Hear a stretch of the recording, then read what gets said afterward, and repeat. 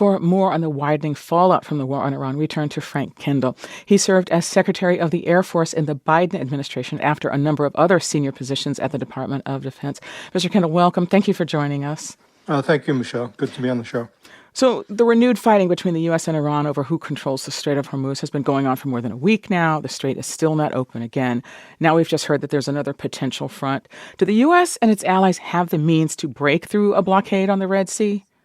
It's probably not the right way to think about it. The blockade, per se, quote unquote, is really their threatening of ships that pass through that waterway, mostly with unmanned drones that they use to attack them, as they did during the Gaza conflict earlier. So this will make it too dangerous for shippers and insurers to send ships through that strait, those from Saudi Arabia at least. So it's not a traditional blockade, which you can talk about as being broken. It's more harassing fire, which is enough to prevent shipping companies and insurers from using the straits. So it effectively does become a blockade that way. So do we have the means to address this? We did before, and we can do it again. We can suppress this threat, but it's hard to eliminate it. Basically, launchers that look like trucks that are moved around and concealed are used. So we can defend against those attacks, and we can use our aircraft to go attack them and suppress them, so there are less of them. To eliminate them entirely is very difficult, though. So let me ask about U.S. casualties. NPR has confirmed that the Pentagon has been withholding, at minimum, I think we can say fairly slow-walking, the number of injuries sustained by U.S. service members since the war in Iran started. Does this raise concerns for you about how the transparency of how this war is being conducted, as well as other things? Yes, they do. I understand up to a degree the desire to not let the Iranians know how successful their attacks have been, how much damage they've done. But on the other hand, the American people do need to understand what's going on in this conflict and how it's proceeding from the point of view of both our losses or damage to U.S. installations and our allies. So there's a balance there that has to be struck. But this administration seems to have struck it very much on the side of providing essentially no information.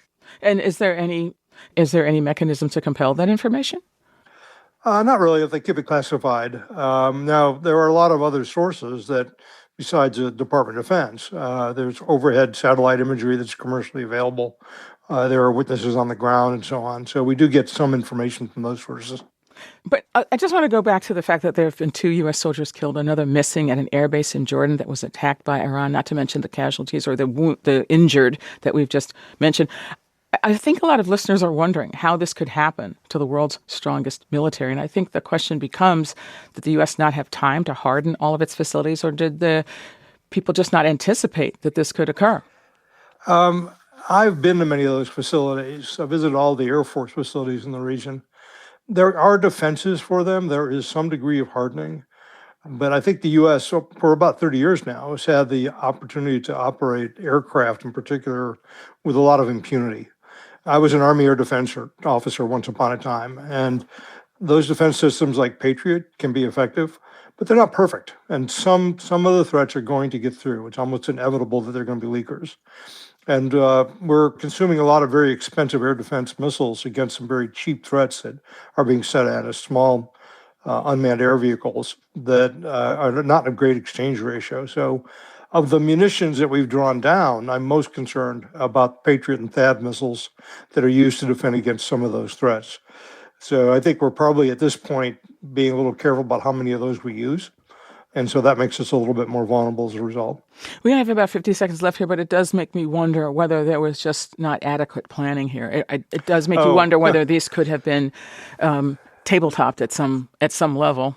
Oh, it has been many times. The reason no other president has done anything like this is because of those exercises and our understanding of how effective airstrikes would be and how Iran would respond to them, including closing the straits. I think it's an understatement to say there was no planning here. There was an unrealistic expectation.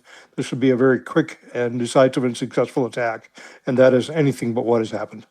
That is Frank Kendall. He served as U.S. Secretary of the Air Force in the Biden administration, and he held other top senior positions in the Defense Department before that. Mr. Kendall, thank you so much. Thank you, Michelle. Good to be with you.